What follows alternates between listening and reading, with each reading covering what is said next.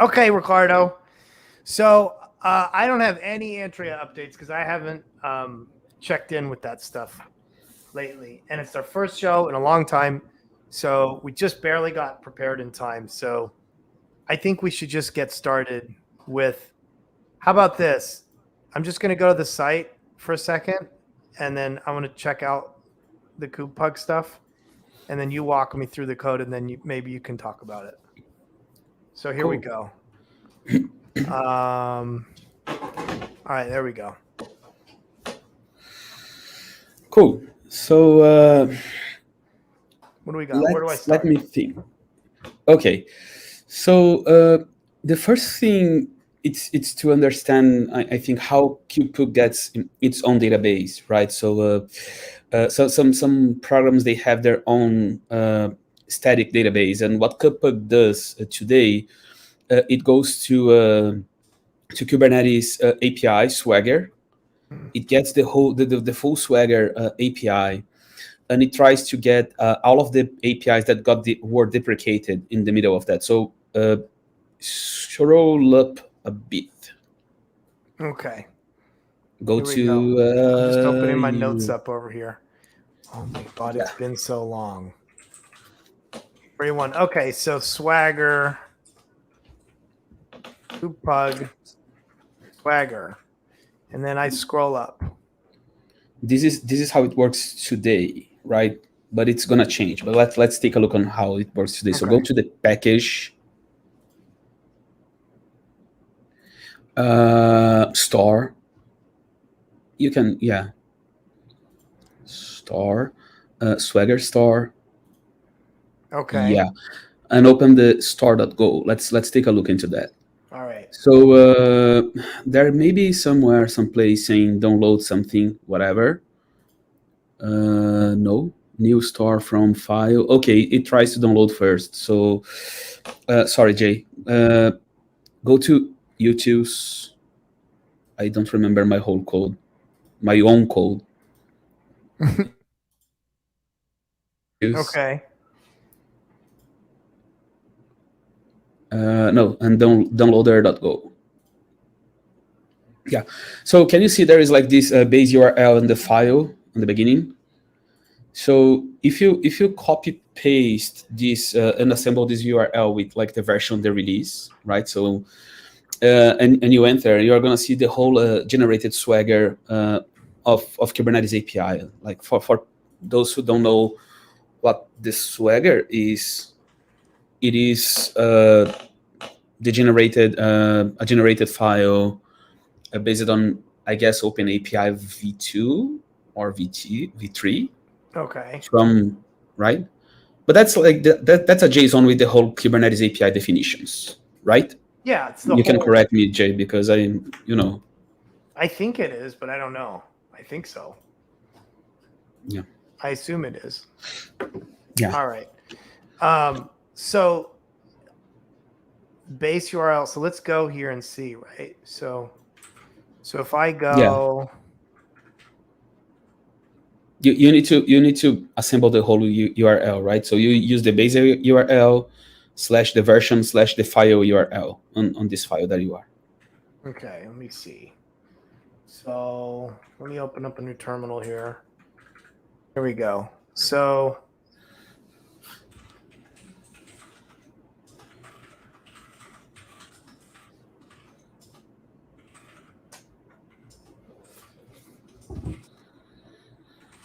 are you bored? Am I too slow for you? No, no worries. Yeah, scroll down because go back to the code, because this is not going to work. You still need something in the middle of that, which is the release version, right? Okay.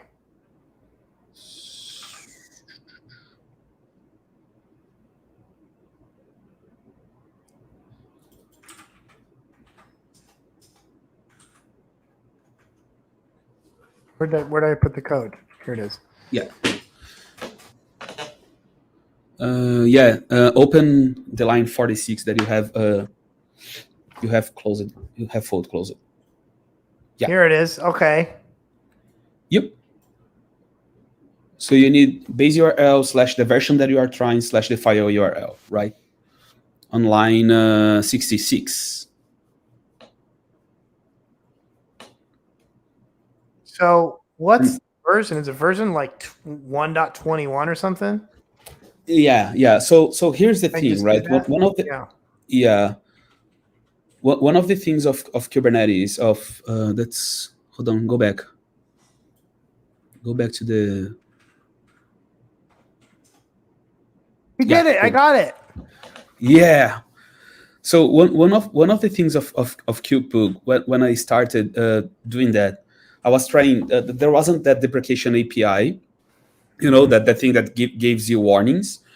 So the only thing that I could figure out if something was deprecated was actually people adding that as a comment on the API saying this is deprecated, right?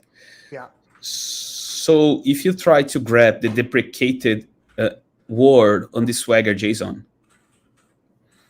this is how today the storage is populated, right? So yeah, Okay. deprecated. Yeah, cool. Oh, so you parse it.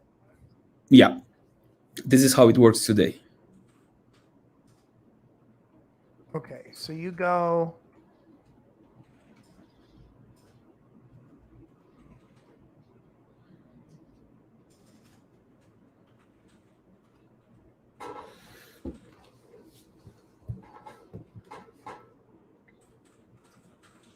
Okay.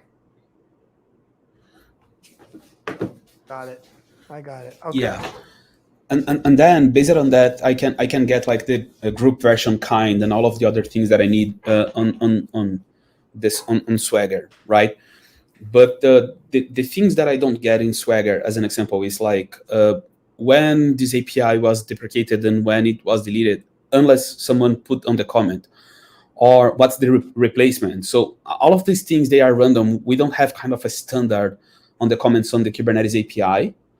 So it's kind of impossible. So the only thing that I can do is it's like right now looking into the deprecated word and using the deprecated word on the description as an indicator that something was deprecated, which is kind of a lazy way of doing that, right? Yeah. Okay. So does Swagger not have a standard for how you publish that information?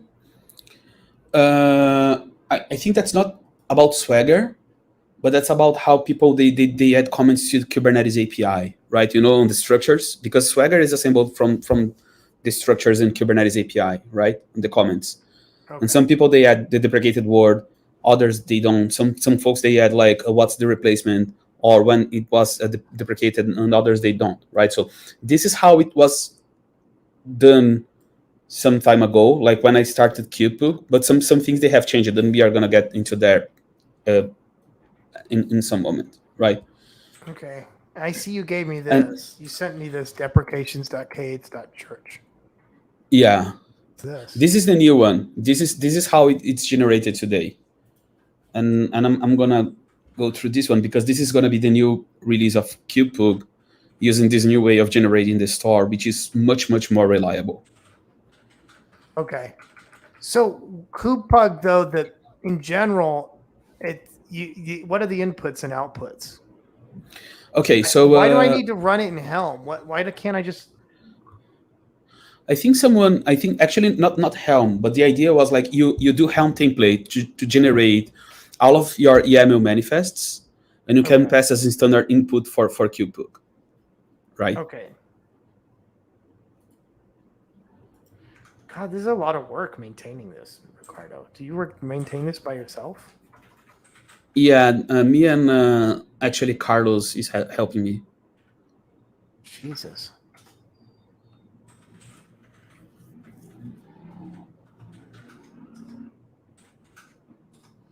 Cool. So does it work? Wait. Oh, because I don't have an API server up. Yeah. So there are two ways of running Kube Pug, right? The one, when you don't pass anything, it's gonna try to connect to your own Kubernetes cluster and see if you have any objects that belong to a deprecated API from the version that you are targeting. So remember that when you added the Swagger, you passed a version like version 121. Mm-hmm. That's the target version. So imagine that you are on version 119 and you want to update to version 121. So it downloads the Swagger from version 121, and it reads all of your API resources on your current Kubernetes cluster to see what's going to be a problem on version 121. So if there was something deprecated, and if there was something deleted. So let's say, can you create a kind cluster version 121 on your machine? Yeah. Oh, I don't think I can make one that far back. But you're saying I need a cluster You to can. run it. Hmm? Oh, okay. No, but yeah. Let's do this way. So you don't need a cluster, right? So let's take as an example, you want to test like your Helm charts before you publish, or you have a single manifest file, right? So you don't need to go that bad, right? Go back to the repo, and there is a test/test data on the repo. Yeah. Test data. Yeah, manifests. Okay. Get one of those pod security policies manifests, any of them, because we know that they were deprecated on version 121 and they were deleted on version 125, right? Okay. So copy, get this one. Okay, got it.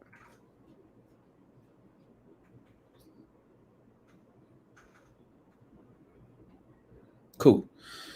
So now, if you did you create this file? I'm Yeah, getting it. cool. So now if you run kubepug -- input file with this YAML file and just that,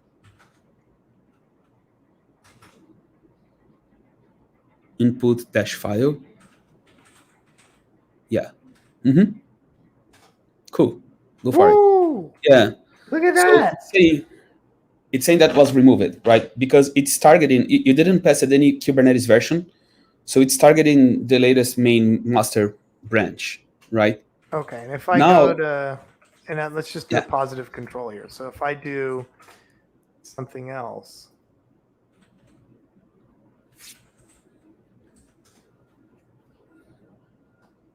So if I go to, where is it? I have a bunch of stupid YAML here. So if I get this, and I run it, okay. Yeah. You can also run on your own directory. Yeah. If you run on the directory, it's gonna take both of the manifests. Oh, look, and mine. Okay, so there you go. So there's your pod. It works. Okay, cool. Yeah. Good. So and try. Yeah. Okay. Cool. Yeah. If you try to run the same one on with PSP1, right? But if you pass --kate -version v121.0, it's gonna say that the API was deprecated but not deleted yet. Okay. Cool. So that's this one. Okay. So sorry, say that again, Ricardo. If you do a kubepug but passing also the flag --kate -version and another version, let's say you are targeting to update from version 119 to 121, right?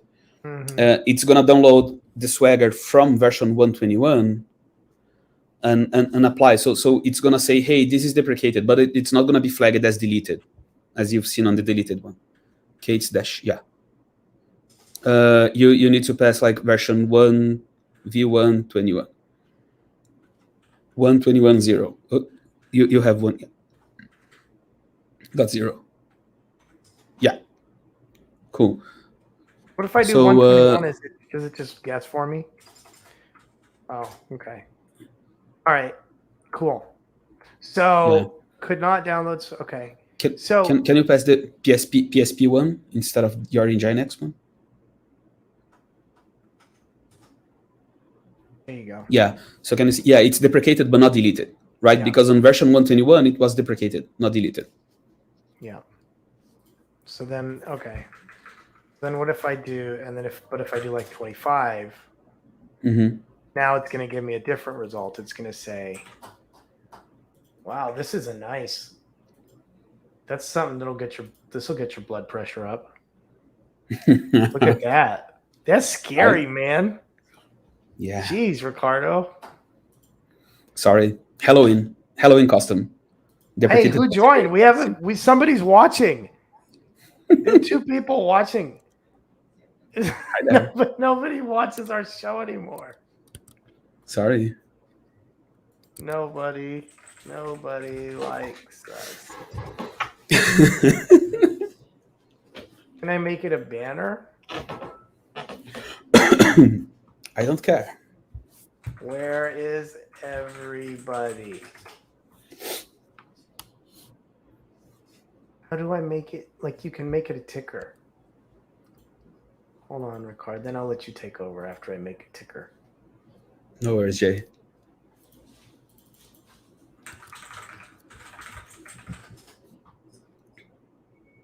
Yeah, there you go. You like that? Yeah, that's amazing. All right, go for it. Okay, I understand how Kube Pug works now. Cool.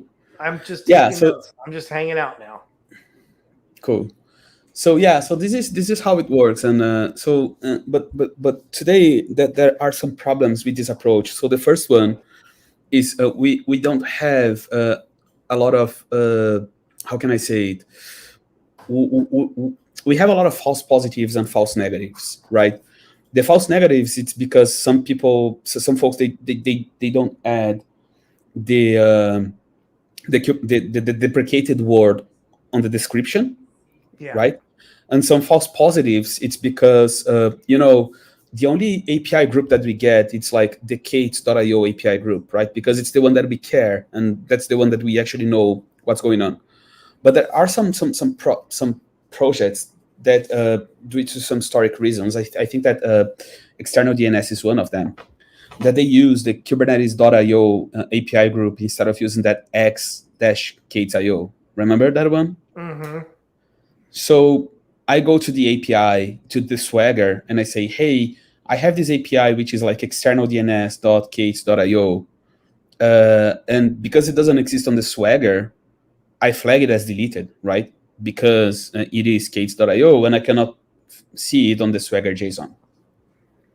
But external DNS isn't a part of the Kubernetes API at all. No, it's a CRD. So how does Kube Pug? It doesn't. The inputs to Kube Pug are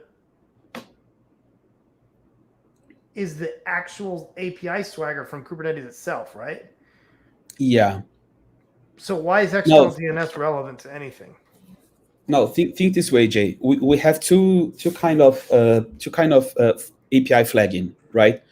The first one is when it's deprecated. So we get all of the deprecated words, and we say, hey, this is deprecated because it does have the deprecated word. So I'm flagging that as deprecated, which is like the easy case. Okay. Right.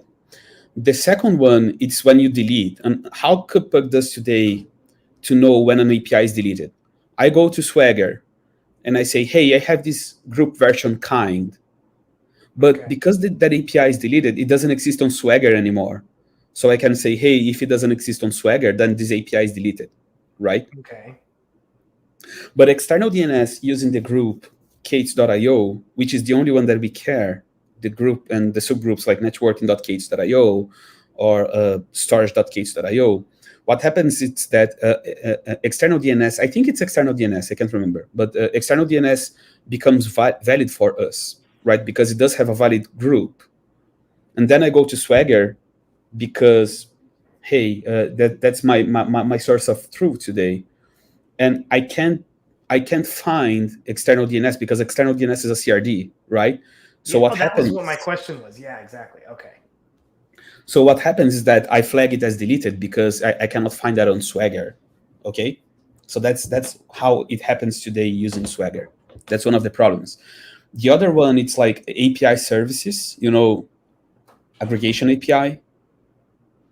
Got it. Aggregated API. Yeah. Okay, I see. So Kube Pug might get confused if it sees somebody who's nefariously using the k8s.io namespace, even though but I think that's the correct answer, because like if you're using the k8s.io namespace and you ask Kube Pug, does this API exist? Kube Pug's answer should be no. That's what it does. And it's a valid answer to me. That's a valid Yeah. answer. Like if external DNS is doing the wrong thing, or some other project is using k8s.io in the wrong way, then you shouldn't expect something that scans the kubernetes.io Swagger spec Yeah. to make up some bullshit answer. It's not. Yeah. But right? here's the thing, like external DNS predates, I guess, of this decision of k8s.io being a reserved group, right? So their CRD predates of that. So but there was a timeline for moving over, right, to x.k8. Yeah. So the thing that we did right now was allowing people to configure. Actually, today it's hard coded, but configuring what groups should be ignored, right? So if you know that a group is like a group shouldn't be validated or parsed, you add that group and saying, hey, like this subgroup, like dns.k8s.io, you should ignore. So you shouldn't flag. I shouldn't get any alert. I shouldn't get anything, because what's happening is that some folks, they are using Kube Pug on CI/CD, right? Okay. And if it gets some error, it will stop the CI, and people are like, hey, it's breaking my CI because I have external DNS. Yeah. I have a question. What external DNS expose? Yeah. Okay. Okay. So Docs. If you go to Docs, there is a CRD. Here it is. Right here. Yeah. Yeah. Okay. And also, but not only this one. They have a CRD. So scroll up. Go to Docs. Yeah. Take a look if there is like a CRD or something like that. Maybe tutorials. Or you can just try to find. Yeah. Go back, Jay. Back. Yeah. Take a look into is there Kube hold on. Custom resource maybe up, or this thing. Yeah, probably. Yeah, this is a CRD. So take a look on the group of the CRD, right? It's external DNS.k8s.io. And because it's k8s.io, it's why we actually use it to flag. But today there is like an ignore directive inside Kube Pug to ignore that. Hey, Jim. Where's Jim? Who's Jim? Jim, where are you from? You don't know Jim? Jim is from SigDocs. Jim is a nice person. Oh, that's awesome. We got somebody from SigDocs today to hang out with us. What's up, Jim? Okay, cool. Thanks for coming. All right. So, okay. So this should be fixed. Is there an issue for this? I don't think, honestly, Jay, I don't think it's something that like people are engaging, because it's not something that impacts on their. I mean, we've heard Tim and some other folks always saying that that this group shouldn't be used, but I think that probably migrating right now to a new group, it's something that's like harmful. So I'm not sure if someone ever pointed that. And should we file an issue? Yeah. I don't think it matters.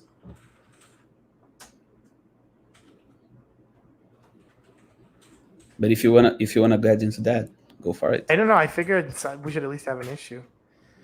Yeah. Found out today that we use.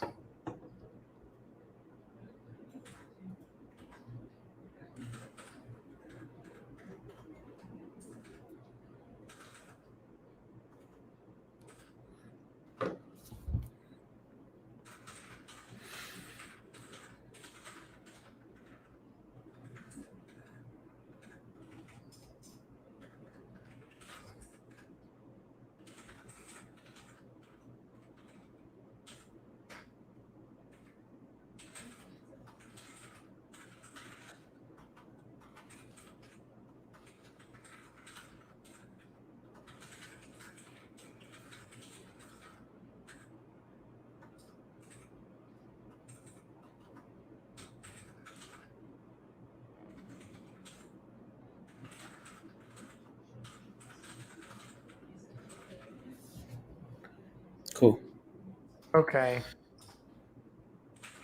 Yeah.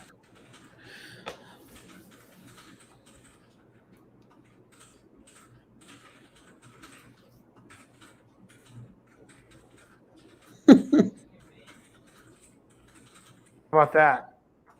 Yeah, but here's the good thing, right? So the Okay. new version, and the new way that the things they are being done.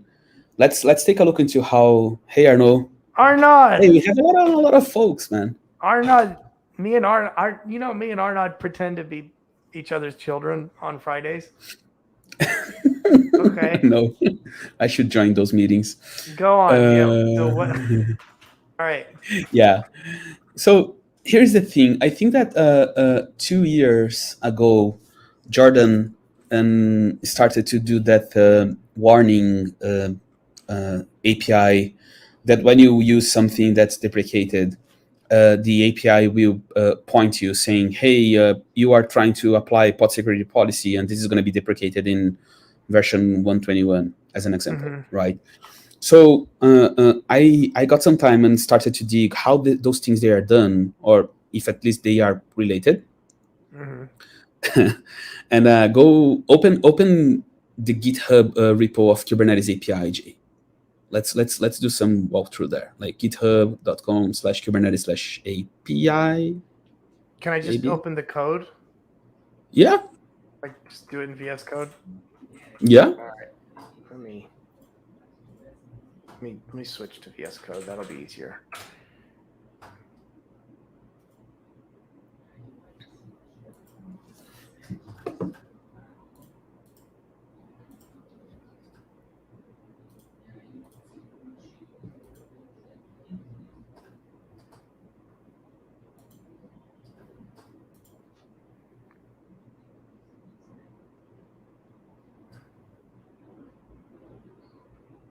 Package API or just API? I think that's in staging, maybe, because it's staging Publishing? source API. No, API. Go to extensions. Let's take a look into extensions. Can you just increase a bit your? Oh my phone? God! What, you can't see it? I'm old, Jay. Jesus. Yeah, extensions. Version 1 beta 1. Yeah, cool. Open the types. Types.go. Yeah. Now, if you take a look into types and you try to find something like do a Command F and search for the word lifecycle. Okay. 1 second. I'm updating the comments. Okay. Okay. So in here, all right. Okay. So what am I doing? Try to search for the word lifecycle. Yeah, Okay. there is. Here you go. Line 53. Cool. So the APIs, they have started to be tagged with these markers, right? Which they are usually used to do auto-generated code. And and now you have things like when the API was introduced, when it was deprecated, and when it was removed, and in some cases, what was its replacement, right? So if you try to find ingress in the same file, Okay. yeah, go for it. Take your notes here. Let me take some notes. I allow you. I allow you. No, I like that. I like those. You don't even. Okay. Go. Try to find for the word ingress. Ingress. Ingress. Yeah, ingress was deprecated. Cool. So this is yeah. Can you see, like, from line 580 to 584? So you have when ingress was introduced, when it was deprecated, when it was deleted, and what's the replacement, right? So now we have some better information instead of having the Swagger ones, because they live on Kubernetes code, right? So you have a history of, like, all of the APIs when they were introduced. All of the APIs, they have this, when they were deprecated and when they were removed, and if they have some replacement or not, right? But this information is not, like, useful for us right now because they are part of the Go structure. So I figured out that there is a generator for that. You Okay. know, those Kubernetes generator programs that they take the Grow programs and generate something like another generated files or JSON or But something I like don't that. understand these. Hmm. What are these? So these are annotations. Oh, look, his thing says doctor. Why does his GitHub say doctor? Ah, that's Stefan. It says his. Okay. Look, it says Doctor Yeah, Stefan. That's his GitHub. Okay. Stefan is a doctor. Oh, it He says does that's have. cool. I didn't Uh, know you could do that. Okay. yeah. So, can you? So, okay. So these comments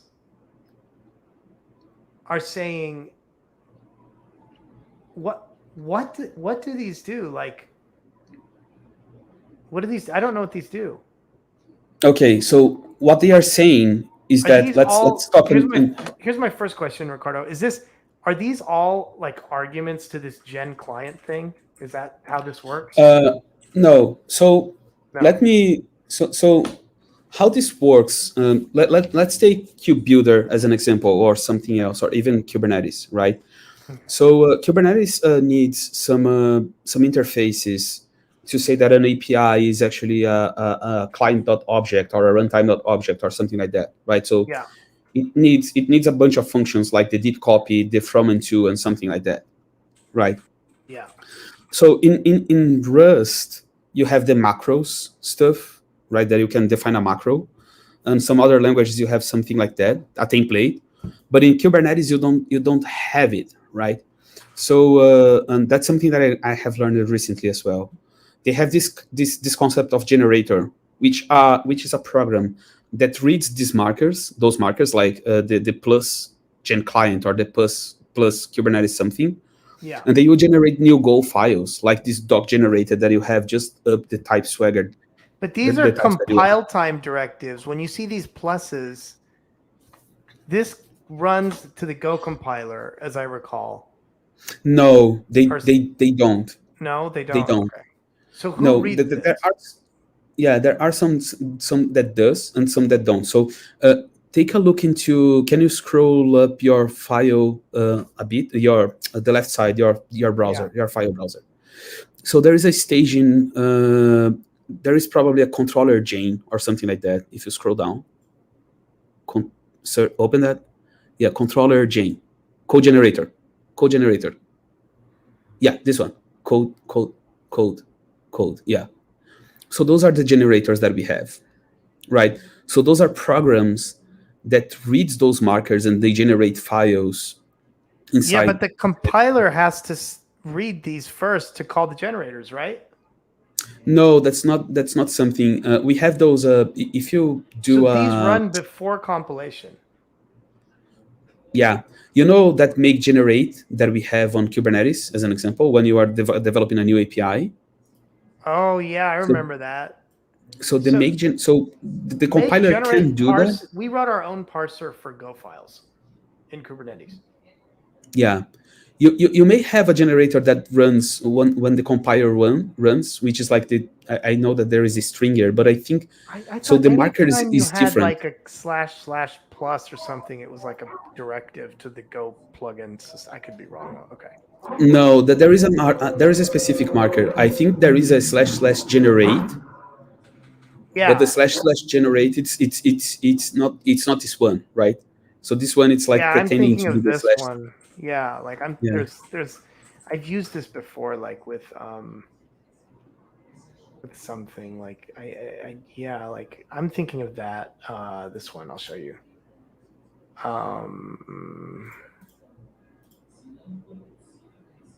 No, not that. This is what you're talking about, and this is what you're saying is this is different, right? So Hmm. like, where is it? I have it somewhere in here, I swear. Go generate. I'm thinking of go generate. Yeah, but Yeah, I don't know where I put it though. that's cool. If you go to Google and do a Go stringer generator, it's gonna be probably the first one. Yeah, Yeah, or this. whatever.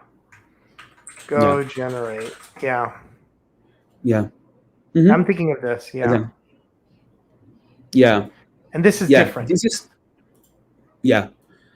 What you can do is probably pass this thing to the API on the API file saying, hey, you need to run the other generator to generate the files, right? Yeah. But that's Okay, I'm confused. yeah. Yeah, that's confusing. Okay, sorry. Okay, good. Let's go back to No, your thing.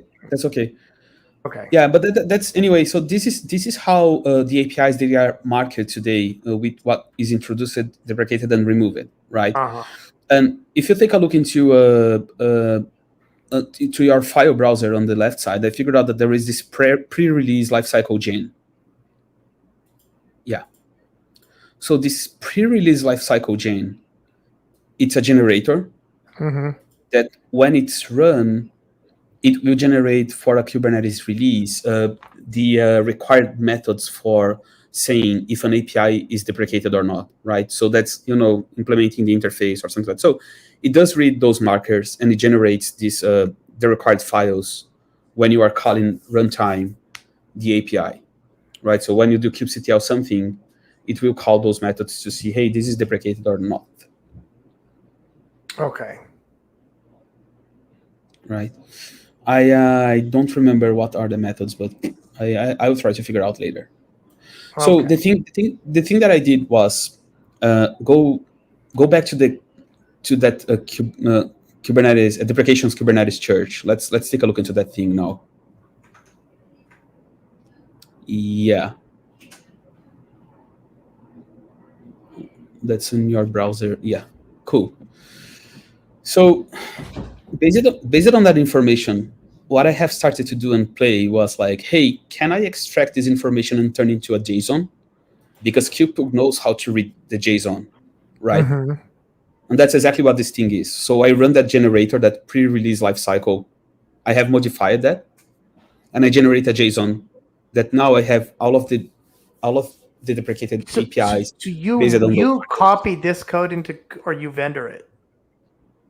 I copy it because I have changed it.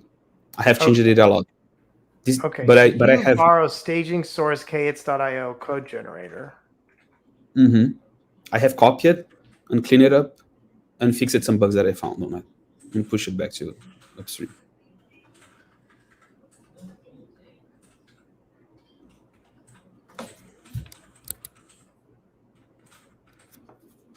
Okay. Cool. How did you know about this, Ricardo? I wouldn't have, if I wanted to do something like this, I wouldn't have known about this code. Where did you find grep. it? A lot of grep. Okay, so you were just grepping around and you found this thing and you're like, let me copy paste this and see if I can get it to work. Yeah. Some weekends. Jesus. But yeah. Why did you originally choose to build Kube Pug?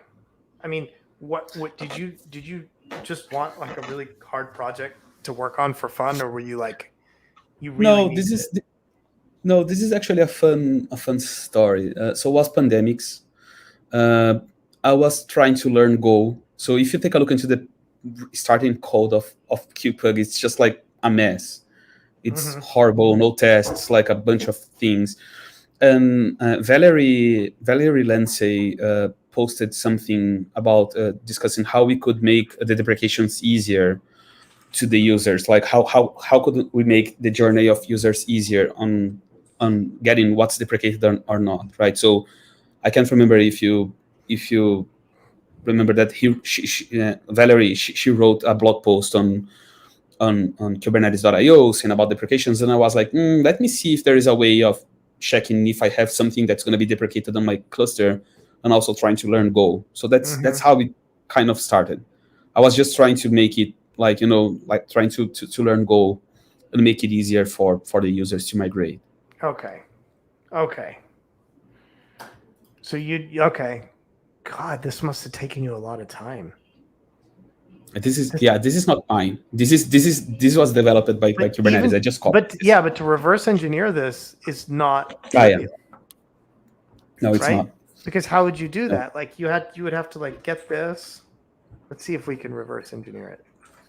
So by the way, I have found a bug on that, and I have pushed the PR back. And Antonio also asked me to add the unit tests because there weren't unit tests. So after reverse engineering, I have to add the unit test for this team. Thanks, Antonio. What? Was fun. So what if I do this? Can I do it? Can I be Ricardo? Yeah. Let's see if I can do it. I'm gonna make my own version of this. Okay. Okay. Here we go. Vim OMG. It compiles. Somehow it compiled. So then what did you do? So then you're like, okay, so I can. But this is not the main. No main in here. This is just a package. Well, at least it vendored. Okay, we only have 10 minutes left. Yeah. But I guess you're right. You can actually just copy paste this and it'll pull these vendor things down and it'll work as a standalone program, right? And here's main, right? So I could presumably get main as well, right? Go back to Kube Pug repo. Let's go back. Okay. I'm gonna, because the generator is there. This is the page this page is being generated by that generator, right?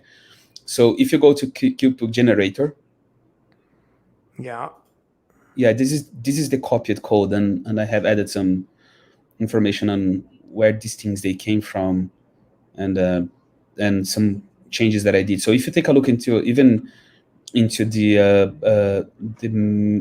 deprecations folder, you're going to see that the code is a bit more clean. I have removed a bunch of things that I didn't need it, right? Yeah. Oh. Okay, so this is your version of it. Yeah, I have removed a bunch of things. Okay. Yeah, then this is only 453 lines. And if I go to 500 lines. Okay, so you've removed like 40 lines of code here. Okay, cool. Yeah, and other things, yeah. But that's so based on that. This is how Kube Pug it's gonna work right now, right? So there's gonna be like a scheduled process that will run this generator, extract the JSON, and now I have a positive actually a database, right? So instead of checking everything, what I will do it's like going to results.json and saying, hey, do you have these like extensions that / version 1 beta 1 / ingress?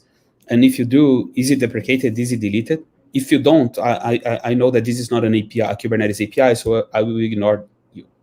If you do, it means that it was probably deprecated and deleted at some time. So give me back, and I will check the all of the objects that contains this version, this deprecated and deleted version, right? Wait, so that solves your external DNS problem? Yeah. So your source of truth has changed. How is the source of truth changed now? Say that again. So my source of truth now, it's Kubernetes API. It's the Kubernetes API, the structure. I will generate based on those markers, right? And those markers, they are what generate the warnings and the errors on Kubernetes client. So now, if I get an API group version and kind, and I can't get that from the generated file, I'll just say, okay, I don't know this API, so I will ignore it.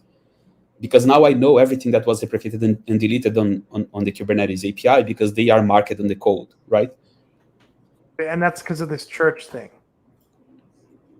Yeah, this is the demo of something that I was trying to do. If you open do a slash dot church, what the hell is dot church? It's a domain. And this is was the domain that you bought this domain. Yeah. Cheap. Okay. So this is literally your. Okay, I got you. Okay. Yeah, it's a GitHub page. Okay. I was like, what is he talking about? Okay, so church.io, new Kube Pug output. Yeah. But you. Okay. If you do a /src /data. But you're getting this. But I'm confused. The old source of truth was that you would talk to the Kubernetes API server. Or no, the old source of truth is that you would talk to Swagger. Mm-hmm. The new source of truth is what? The new source of truth is it's a JSON generated file based on those markers from the API. Yeah, but who generates the JSON? A daily process that I run as a GitLab as a GitHub action on that generator file that you've seen, the generator program that you've seen. So if you take a look into my GitHub workflows, you're gonna see that I on a daily basis, yeah. Go back to Kube Pug. Go back. One more. GitHub, the first one. Yeah, workflows page. Yeah, scroll down. Yeah, so can you see on line 35, 36, and yeah. So I build the generator, and then I will get the latest Kubernetes API version on line 42, and I will run the generator over that and generate like this data.json, right? And this data.json, it's going to be the database of Kube Pug.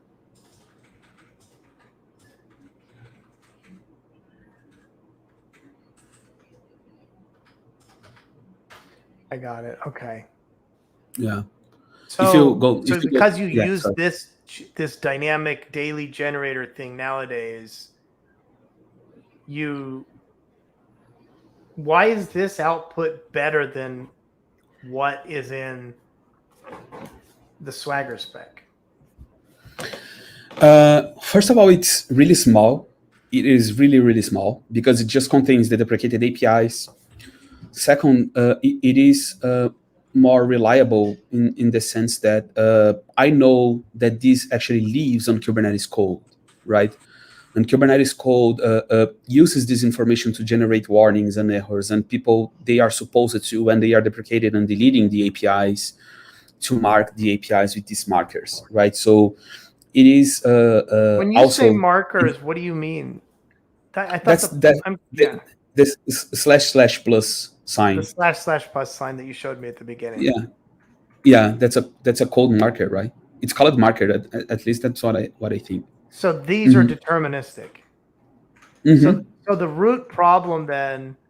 So in other words, the big problem statement here is.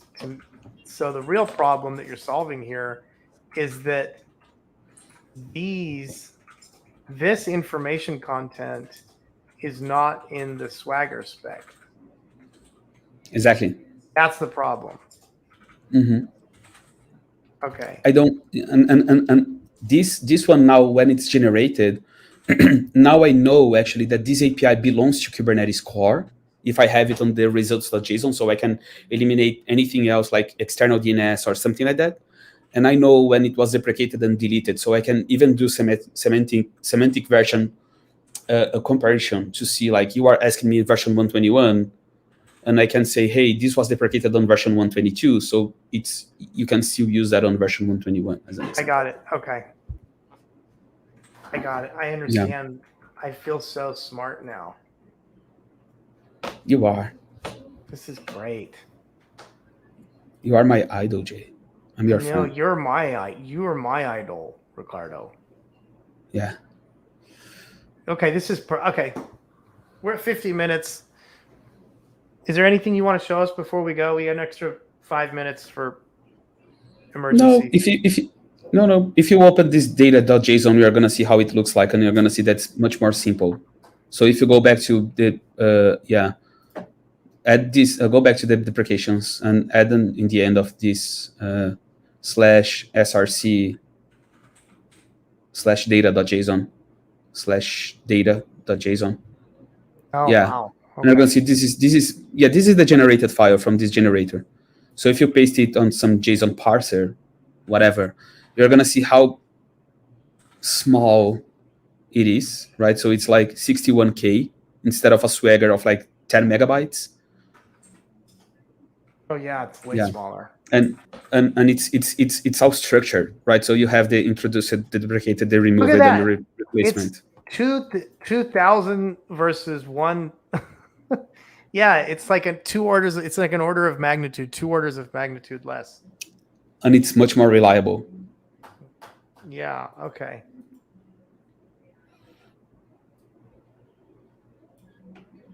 Okay, cool. And this is Kube Pug data model right here. Yeah. Yeah. Okay. Cool. I think that's all that I had to you. Great. All right. Thanks. A lot of folks have been asking about this lately, so now we can make them watch this. Yeah. Okay. I would probably make a release on weekend with this new model and ask people to test it, because today it's like on alpha version. I'm still coding, but it's already working 95%. So it's probably going to be the new way. Yeah. Awesome. Okay. New release of Kube Pug this weekend. So everybody help Ricardo test it out.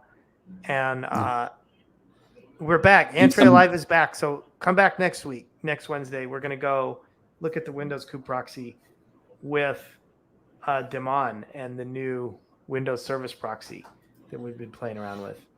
That's based on KPNG. So we're excited about that. And Amim's on PTO, so sorry he's not here. Or it's great, actually. Or maybe it's better. Maybe we're better off without him, right? Yeah. All right. Thank you, Ricardo. Thanks. Congratulations. You are the first Entree Live presenter of 2024.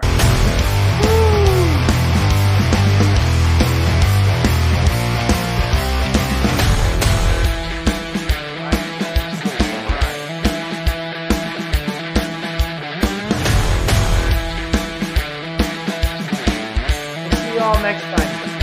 Thanks, everybody. Entree Live. Like and subscribe.